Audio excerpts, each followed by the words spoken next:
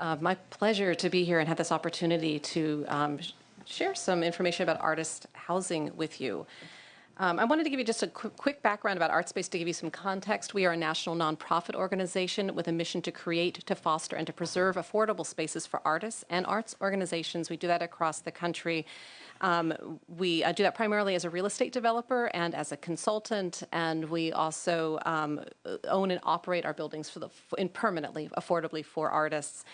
And we have one project here in California in Santa Cruz. It's our largest project. It's 100 units of live-work space for artists, in addition to 28 spaces for the creative industries, studios, and creative businesses.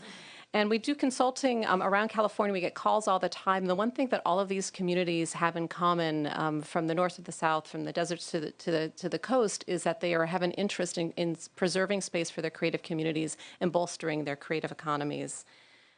I thought it would also be helpful just to talk about, this came up earlier, about the definition of an artist or a creative. And from our point of view, we look to artists to tell us what their creative work is. We don't jury work, and we don't require that any income come from an artist when they're applying for one of our spaces, because we know that that can be highly variable. We do have a legal definition that we use for preference for artists in our buildings, and this definition has actually been adopted by developers nationally and has been used in policy, and I think is something that's being considered here in the state of California as well. For the purposes of the white paper that we created, we broke affordable artist housing into 5 typologies to give it some framework. So there's the model on the left-hand side, what ArtSpace does, which is essentially affordable housing that is designed and operated for artists. It includes shared spaces that work for their needs, and often in a mixed-use environment, so that they can sell their work in galleries or work with the community through public spaces. The middle image is from the Actors Fund, which is also working on a project in Hollywood currently. They also use an affordable housing model that is a traditional living space, but then they really emphasize the shared spaces. So they'll have a theater space and rehearsal spaces, music practice spaces for the community that they serve in the entertainment industry.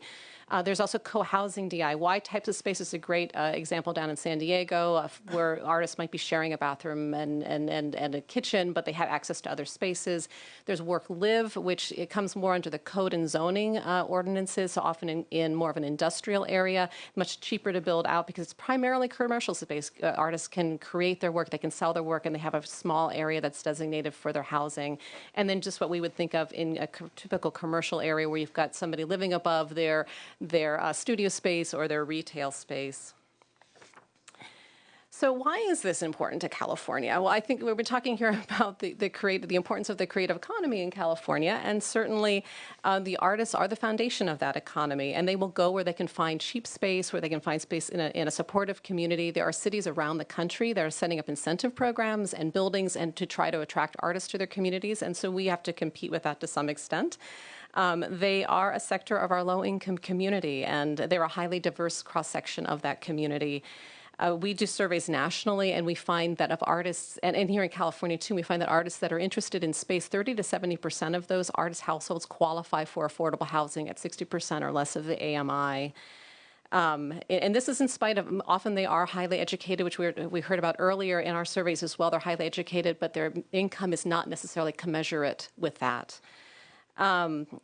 And also there's the issue of displacement. San Jose, among other communities, have done some surveys recently. In San Jose, about 31% of artists that were looking or interested in affordable space that the city might create, they had lost their housing 1 or more times over the course of their lifetime, their housing, and 69% were fearing displacement in the future.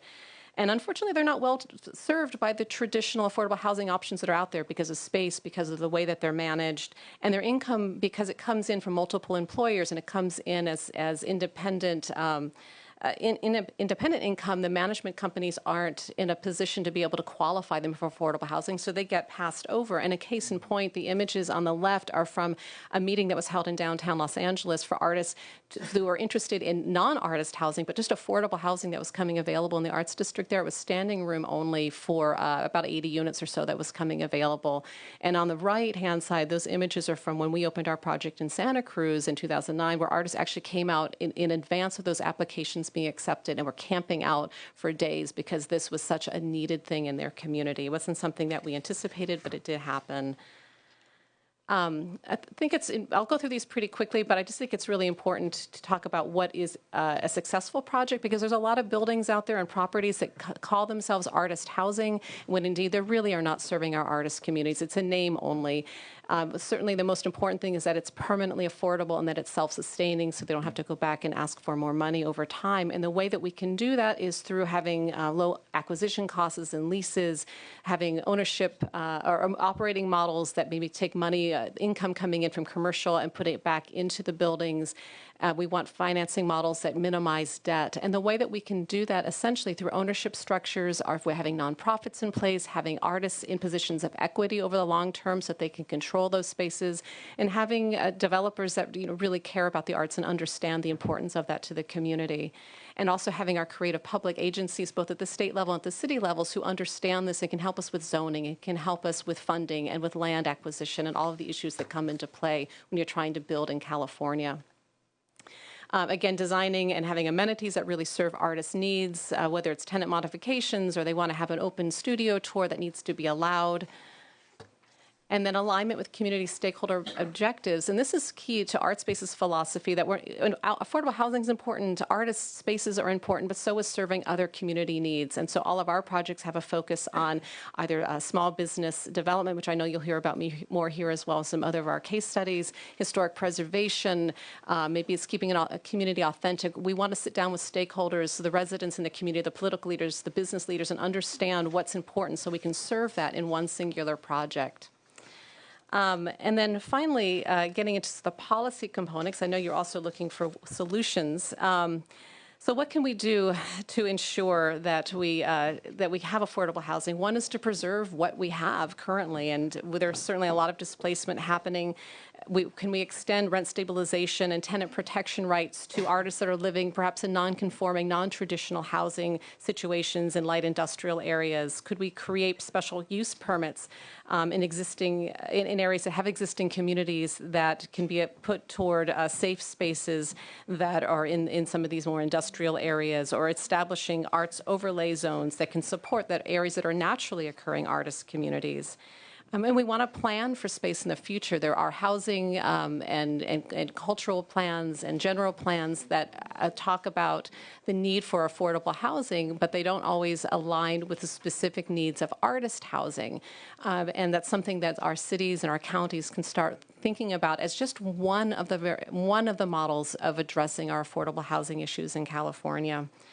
Certainly cities and developers have been using artists for ages to stimulate growth, and so we need to find ways of protecting them as well.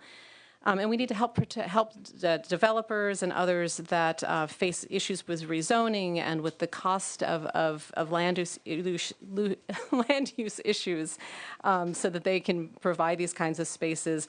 And aligning funding that's already existing out there. There's TOT and tourism funding and arts programs, Percent for Arts, and can a certain percentage of that be put towards the building of facilities, even if it's seed funding, to help to get developers thinking innovatively about projects. And we have these great new state cultural districts, so thank you very much for that. And local districts as well are great places like Petri dishes where we can test out some of these types of models. And then finally, thinking more maybe at a bigger level, we want you to think more broadly as a springboard about other ideas that you might have as well. But there are funding sources that are out there for housing and funding that's out there for economic development. Is there a way of pulling some of these together, even if it's just a small percentage, to pool and seed some creative types of spaces, like affordable artist housing that has an ancillary component for business incubator, or for programs for teaching at-risk youth, trades in the film industry, and this came up in the previous panel. Is there a way of combining these different disparate funds that don't always play well together at the state level to be able just to seed some new ideas so we can have some innovation from our developers? Not everybody's invited to the table. There are developers who have great ideas out there, but there might be competitive programs for land and for funding that really support local large developers that are not necessarily bringing the newest ideas to the table. We have great toolboxes here at the state, the Go Biz, and the wonderful work that's being done with the California Film Commission. But what about tax credit programs that could be geared towards the creative industries as a whole? So we're thinking about this one terrific component of that, but all of our artists is one industry. Can we seed some funding or some programs and incentives that help incentivize the building of affordable space for arts? Other states around the country have cultural facility funds, and while we might be strapped as a state financially, we do have private partners out there that we can bring together, leveraging our private philanthropists who support arts education, and our for-profit businesses that rely on creative workers. Can they pull funding together with our state agencies and our local agencies to seed, again, funding for facility fund?